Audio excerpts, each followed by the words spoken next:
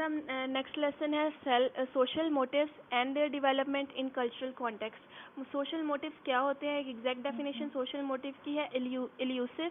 Elusive का मतलब होता है जो चीज़ डिफ़िकल्टली फाइंड करना, ठीक है, यानी कि जो जिसको फाइंड करना बहुत मुश्किल है, ठीक है। जैसे कि हंगर है, थ्रस्ट है, जितने भी मोटिव्स हैं वो सोशली रेलिवेंट होते हैं और उनका कोई ना कोई सोशल आउटकम होता है।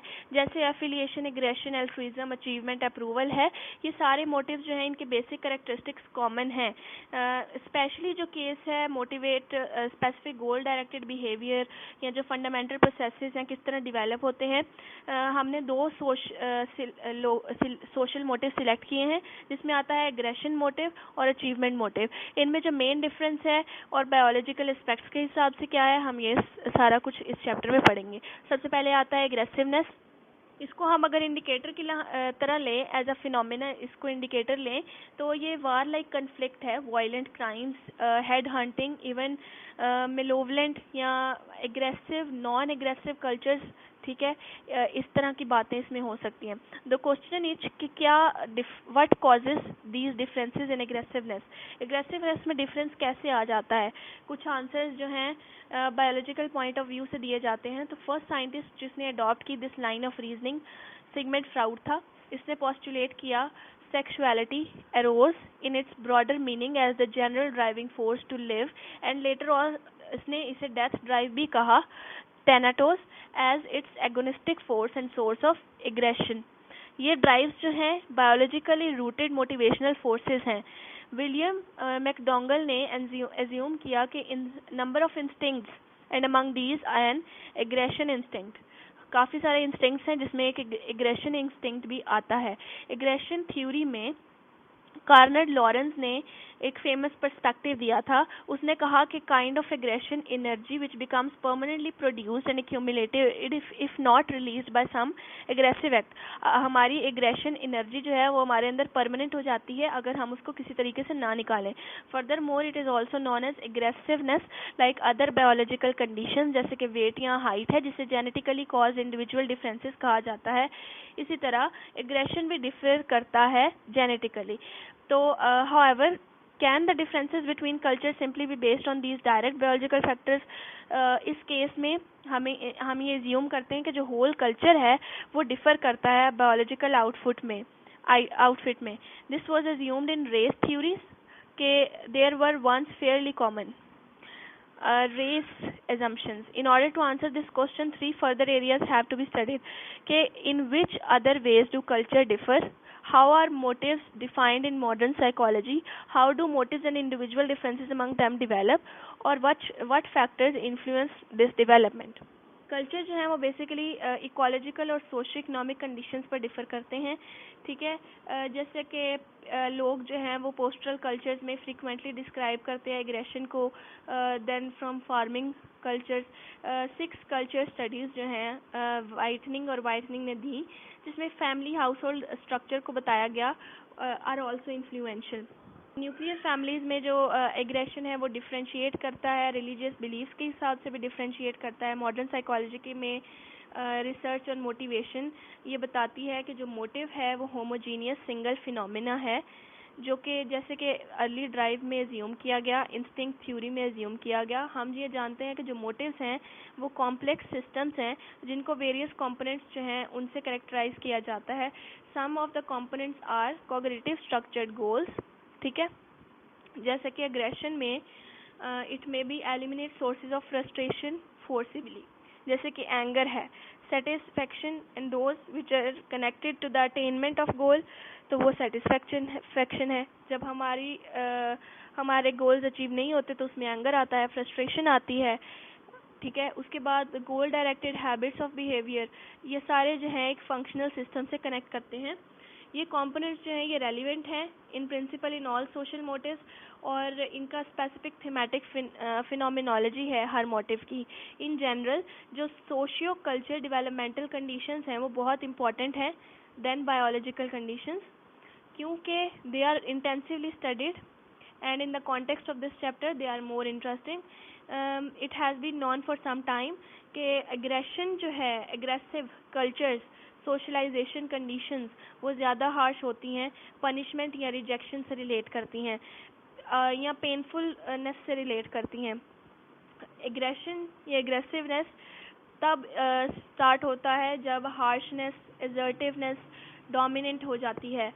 In contrast non aggressive cultures जैसे कि childrens are treated with empathy, understanding tone में एग्रेशन इतना बिल्ड नहीं होता। And specially important aspect for the development of aggression and its difference in various cultures has been found in early mother child relation. ये mother child relation से ही aggressiveness जो है वो स्टार्ट होती है, ठीक है। The sample consisted of adolescence, mothers and their child, उनका क्या रिलेशन है, इस बेसिस पर भी जो है वो डिफरेंस आता है। Main basis for the development of aggression जो है does not occur in Japanese socialization. This is different when the mother pursues her own interest and does not avoid the frustration of her child's interest. Here the mother own interests are contrasted with those of child. तो जो underlining separateness है या जो difference है वो mother और child में develop हो जाता है। उसके बाद आती है उसके बाद कहते हैं कि mention here the social change in Japan is related to increasing westernization which affect traditional mother child relation. क्योंकि अब उधर भी सेपरेटनेस आ गई है और इंडिपेंडेंस आ गई है, तो उसमें भी एग्रेसिवनेस का बिहेवियर ज़्यादा स्टार्ट हो गया है। Aggressive behaviour hardly successful in social interactions, जिसकी वजह से जो ट्रेडिशनल मदर चाइल्ड रिलेशन था वो अफेक्ट हो रहा है। उसके बाद हम बात करेंगे अचीवमेंट मोटिवेशन की। कल्चर्स में जो डिफरेंस है वो इस तरह भी रिपोर्ट किया जाता है कि अचीवमेंट क्या है, डिलाइजेंस और रेलिवेंस ऑफ एफर्ट, कितनी एफर्ट करते हैं, हर कल्चर में डिफ्रेंशिएट करता है। उसके बाद intra cultural differences over time, इनको भी रिपोर्ट किया गया। अचीवमेंट मोटिव और economic growth decline varying over time in different cultures from 100 years. जब अचीवमेंट मोटिव हाई होता है, जो प्रोडक्टिविटी है वो भी हाई होती है। जो अचीवमेंट मोटिव है हम इस तरह डिफाइन करते हैं as the motive to be successful, to perform well, to be capable, to maintain और to improve the standard of excellence. के दो कंपोनेंट्स हैं जिसके बेस पर हम डिस्टिंग्विश कर सकते हैं। एक तो सक्सेस की hope as the partial motive, जिसकी वजह से हम किसी भी गोल को अटेन करने की कोशिश करते हैं, और दूसरा है fear of failure which often leads to the avoidance of achievement related situations। और इनको अवॉइड करने के लिए जो नेगेटिव इफेक्ट्स हैं फेलियर के, वो हमारी सेल्फ इस्टीम पर होते हैं। Based on the broad definitions, जो अचीवमेंट मोटिव है उसे मेजर किया जाता है by TAT thematic apperception test से। इस इंस्ट्रूमेंट को यूज़ करके क्रॉस कल्चरली हम अचीवमेंट मोटिव को देख सकते हैं कि वो कहाँ पर हाई है, ठीक है। इन मीन टाइम थिंग्स जो हैं वो चेंज होती जा रही हैं। More and more result shows that कि ईस्ट एशियन पर्सनस जो हैं वो अचीवमेंट मोटिवेशन में हाई हैं then western peoples. Careful analysis have revealed that कि कुछ डाटा, फॉर्मल डाटा जो है वो मिसलीडिंग है। जो ब्रॉडर डेफिनेशन है अचीवमेंट और सक्सेस की, वो नैरो होती जा रही है as achievement in competitive situations. Cross culture data में एनालिसिस से पता चलता है कि जो ओरिजिनल ब्रॉड अचीवमेंट जो है वो सिर्फ कल्चरल स्पेसिफिक डोमेन्स में पता लगती है। रिलीजियस बैकग्राउंड भी इम्पॉर्टेंट होता है एग्रेशन के लिए, जैसे कि इन कल्चर्स विद कॉन्फ्यूशियन, हिंदुइस्ट, बुद्धिस्ट ट्रेडिशन, उसमें और इन सो कॉल्ड कोलेक्टिविस्टिक कल्चर्स, जो ज़्यादातर लोग हैं वो इंडिविजुअल्स को डिसलाइक करते हैं, who try to be better than their friends as braggers और ब्लोहार्ड्स, ठीक है। ऑल काइंड ऑफ ग्रुप या कम्युनिटी ओरिएंटेड अचीवमेंट जो है वो हाईली स्टीम्ड होती है। सोशियो कल्चर कंडीशंस भी are also relevant in the process of development of achievement motive. Aggressiveness जो है in is the early mother child relation the first important influencing factor. वो children जो सिक्योरली अटैच्ड होते हैं caring और sensitive mothers के साथ, feel supported to explore the environment to test their growing abilities. In this way एक mastery motive जो है is to be seen as universal. How far then the achievement motive will develop depends on what kind of opportunity, incentives and encouragement is provided, ठीक है। We know कि जो importance है early independence training early has to be understood in relation to the development age of child. Cross culture study के हिसाब से stage है वो reached with 8 years of age, ठीक है। टू समराइज, हमने दो इम्पोर्टेंट सोशल मोटिव्स को सिलेक्ट किया था, एग्रेशन को, अचीवमेंट को, और डिमॉन्स्ट्रेट किया कुछ यूनिवर्सलिटीज़ को, कुछ कल्चर स्पेसिफिक प्रोसेसेस को, जैसे कि अचीवमेंट में भी कुछ कल्चरल चीज़ें हैं, रिलीजियस चीज़ें हैं, और एग्रेशन में भी। तो चैलेंज था क्रॉस कल्चर रिसर्च में टू ट्राई एंड स्पेसिफाई किस तरह ये मोटिव्स जो है अचीव किए जाते हैं, and consequently how the motivational domain of human behavior can be understood in a more complex way. इसके बाद आता है miring helping behavior across cultures. यहाँ पर स्टार्टिंग इंट्रोडक्शन में कुछ एग्जांपल्स दी गई हैं. These are easy not difficult, you can read it out. उसमें सिटीज़, इसके बाद ये क्वेश्चंस पूछे गए हैं कि कौन सी सिटी में जो नीडी स्ट्रेंजर्स हैं उनको हेल्प मिलती है. What sort of community teaches a citizens to withhold altruism towards strangers. As grown up social psychologist, जो हमारे मेरे कोलीग्स या जो I have spend much of my past decaying trying to these question systematically. This is what meant by cross culture field research being a noisy discipline. हमारी second intention ये है कि हम शो करें there is a silver lining to this voice. You may find that what does not work in your research can be as informative at what does. सबसे पहली problem है मायरिंग help. Our first problem was to develop field measures that would reflect helpfulness towards strangers in different locales. हमारा जो challenge है was not only to identify behaviors that would be valid indicators of helpfulness, but to identify a sample of behaviors that would be sufficiently representative of such broad concept as helpfulness. ये problem limited नहीं है cross culture research तक. Psychologist ने इन्हें considerable care दी है. We are often not as attentive to create multiple measures. इस case study में हेल्पिंग बिहेवियर को देखेंगे हम. ठीक है. एक one study for example might measure helping by the number of people who are willing to fill out a questionnaire, while another might measure helping by how many of them assist a person who collapse on the street. The term helping में एक काफ़ी सारी बातें आ जाती हैं without carefully considering the sample of measures.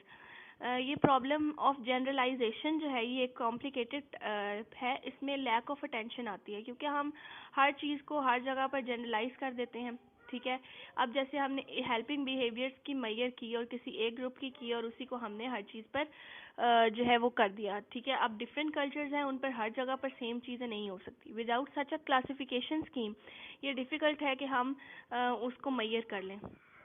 To ओवर गुड फॉर्चून पर्स और एमेटो ने डेवलप किया empirically derived 3-dimensional model of helping that lends itself to operational definition.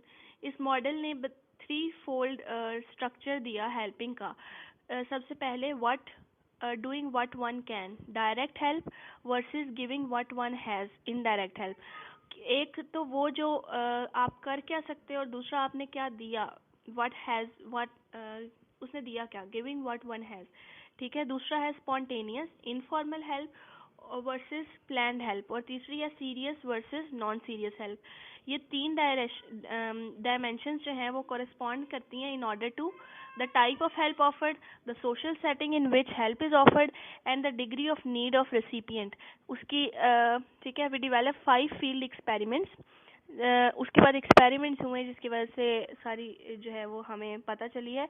N experimenter wearing dark glasses and carrying a white cane acted the role of a blind person needing help getting across the street. ठीक है. हमने ये major करने के लिए ये experiment किया. We measure the percentage of instances in which help was offered. Change for a quarter. With a quarter in full view, the experimenter approached a pedestrian passing in the opposite direction and asked politely for change for a quarter. We observed how many pedestrians in each city stopped to check for change. ठीक है. उसके बाद problem 2, translating behaviour across cultures. अब different cultures में translate करना problem को मुश्किल है, but in the cities dwellers reluctance to help strangers limited the United States. It was no surprise to find that densely packed cities जैसे कि New York है do not measure up to the communitarian standards of their smaller and calmer counterparts. We sometimes found pockets of villages cohesive in most certified of places. In questions का answer ये है कि over next several summers more than 20 adventurous students जो हैं 5 helping experiments उन्होंने किए in large cities in countries around the world. इन सब में उन्होंने कंडक्ट किया कि 300 ट्रायल्स हैं। Blind person episode, dropped over 400 pens, approached some 500 people in each of the hurt leg asking for change episodes and lost almost 800 letters. This is where कि उन्होंने पहले फर्स्ट एक्सपीरियंस किया क्रॉस कल्चर रिसर्च पैराडॉक्स को। Learn from your mistake and your success. आप learn करते हैं अपनी mistake और अपनी सक्सेस से। सबसे बड़ी चीज़ जो हमने देखी नोट वर्दी फाइंडिंग्स जो हमें मिली हेल्पिंग मैयर से वो ये थी कि often did not translate cleanly across cultures. Cross culture researchers जो है वो अवेयर थे इस प्रॉब्लम के बारे में कि कॉन्सेप्ट्स को ट्रांसलेट नहीं किया जाता एक लैंग्वेज से दूसरी लैंग्वेज में। ठीक है, कुछ अंडर डेवलप्ड सिटीज़ है जहाँ पर अभी जो पढ़े लिखे नहीं हैं, लोकल मेल बॉक्स यूज़ होते हैं, उधर भी इश्यूज हैं। Asking for change experiment encounter translation problem आती है।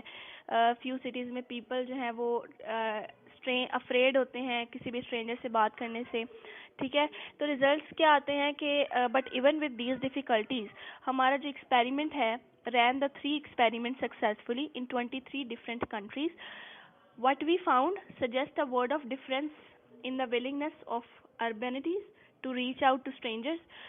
Urbans जो हैं उन्होंने reach out किया। blind person experiment में 5 cities जो हैं उन्होंने pedestrian को help किया।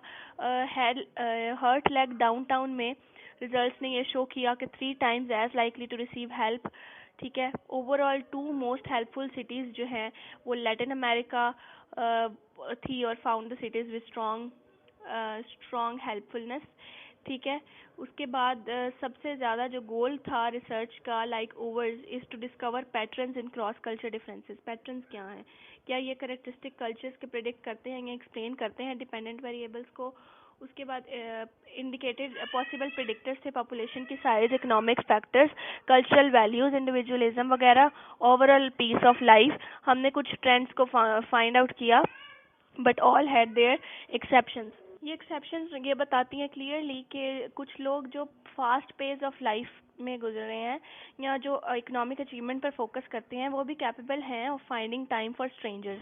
वो भी स्ट्रेंजर्स के लिए जो नीड में है उनके लिए टाइम निकालते हैं। और वो जो स्लो पेस ऑफ लाइफ है, नो गारंटी कि वो पीपल इन्वेस्ट करेंगे। They are save time in practicing social ideas. Both fast and slow places में लोग जो है वो आइदर या कुछ टाइम निकालते हैं कुछ नहीं निकालते। स्टिल एक जनरल रूल है कि कुछ कंट्रीज जो कि एम्फसाइज करती हैं सोशल रिस्पॉन्सिबिलिटी पर over personal achievement and have a slower pace of life, उनमें ज़्यादा tend to be more helpful to strangers. ठीक है, उसके बाद for proper behaviour non age बुद्धि भाषा लैंग्वेज ऑफ करेक्टर। ज़्यादा importantly irresponsible lack of attention जो सोशल ऑब्लिगेशंस की तरफ है वो नहीं हेल्प करते। उसके बाद प्रॉब्लम 4 है isolating variables in real world, helping versus civility. हमने ये भी देखा कि हर हेल्पिंग जो है वो एक जैसी नहीं है। इन पर्टिकुलर डिफरेंस आते हैं हेल्पिंग और सिविलिटी में। इन वहाँ उन प्लेसेस में जहाँ पर लोग जो है वो जल्दी काम करते हैं hesitantly, they were often less likely to act civilly even when they did offer assistance. ठीक है, जैसे कि न्यूयॉर्क में हेल्पिंग जो है उसको appeared with a particularly sharp edge. Drop pen experiment में ऑन द अदर हैंड जो हेल्पर्स हैं लेड बैक एमना में जहाँ पर स्लोनेस है आर वेज ऑफ लाइफ, वहाँ पर उन्होंने ज़्यादा जल्दी रिटर्न कर लिया। ठीक है, तो फ्रेंडलियर सिटीज़ में हेल्पर्स जो हैं वो likely to offer to walk the blind person across the street और कुछ sometimes if he then needed further assistance भी दे देते हैं। In general it often seem that कि न्यूयॉर्कर्स जो है वो विलिंग है हेल्प करने के लिए only when it could occur with the assurance of no further contact. वो सिर्फ तब जब वो दोबारा उसका कांटेक्ट ना हो। ठीक है, उसके बाद ज़्यादा इन मोर हेल्पफुल सिटीज़ में ये देखा गया है कि ह्यूमन का जो कांटेक्ट है वो was the very motive for helping people. लोग जो हैं वो ज़्यादा चाहते हैं हेल्प करना with a direct smile and to welcome the thank you. ठीक है, उसके बाद प्रॉब्लम 5 है एट्रीब्यूटिंग मैयर। उसके फिफ्थ प्रॉब्लम है एट्रीब्यूटिंग मैयर। इसमें है कि कुछ लोग सोचते हैं कि उन्हें जो स्ट्रेंजर्स हैं उनसे नहीं बात करनी चाहिए, अफ्रेड हैं वो कुछ स्टोरीज़ की वजह से। तो एट्रीब्यूटिंग की वजह से उनको कुछ ऐसे जो है वो कंसिक्वेंसेस ऐसे उनके माइंड सेट बने हुए हैं कि वो समझते हैं कि अगर हमने किसी को हेल्प की तो उसमें कोई जो ऐसी इशू आ सकता है, ठीक है। To some degree perhaps these may simply be rationalizations, ये हमारे थॉट्स हैं, ठीक है, of uncharitable citizens trying to perceive their benevolent self images. But the bulk evidence in fact indicates that कि जो हेल्पिंग है tends to be less affected by the nature of people than it is by the characteristics of the environment. Study ने ये show किया कि minor changes situation में आए तो कैन हेल्पिंग को अफेक्ट कर सकते हैं above and beyond the personalities और moral believes of the people. Moral believes और उनकी पर्सनैलिटीज़ के अबव अगर कोई माइनर चेंजेस सिचुएशन में आए तो ड्रास्टिकली उनकी हेल्पिंग के मूड को अफेक्ट करती हैं। उसके बाद कंक्लूडिंग कमेंट्स में आता है कि जो cross culture social psychology research है necessarily must deal with a multitude of variables as noted earlier के सोशल बिहेवियर जो है वो क्वाइट डिफ़िकल्ट है मेजर करना एक्यूरेटली और मीनिंगफुली, ठीक है। This is certainly the case when it comes to a complex behaviour, जैसे कि हेल्पफुलनेस है ऑन वन लेवल और स्टडी रीइंफोर्सेस। ये एक बहुत मुश्किल जो था ये कॉम्प्लेक्स बिहेवियर है हेल्पफुलनेस, इसको मेजर करना एक्यूरेटली बहुत मुश्किल है। हमारी स्टडीज़ जो हैं वो विदाउट प्रैक्टिकल एप्लीकेशन नहीं होती हैं। फर्स्टली वो हमें प्रोवाइड करती हैं टेंजिबल इन्फॉर्मेशन क्वालिटी के बारे में, helping environment individual cities around the world, और फिर social indicators they may be compared over time to mark trends in urban life without throughout the world. उनकी जो ग्रेटेस्ट वैल्यू है may be in the noise itself. उसके बाद no doubt के there are cleaner and simpler approaches to research to study the cross culture differences, मगर जो challenges हैं cross culture research में मेथडोलॉजिकल कॉम्प्लिकेशंस हैं वो एंडलेस लेवल्स पर हैं। उसमें मल्टीप्लिसिटी कंफाउंडिंग वेरिएबल्स आ जाते हैं, आउटलाइनर्स हैं जो कि उसको इंटरेस्टिंग और ultimately with so rich with meaning कि उनको समझना मुश्किल हो जाता है। इंडिविजुअलिस्टिक कल्चर्स जो कि कम्युनिटेरियंस को वैल्यू करते हैं versus individualistic cultures that are more characterised by egoism. उसके बाद नो डाउट के there are cleaner and simpler approaches to research than studying cross culture, but it is very tough challenge, ठीक है।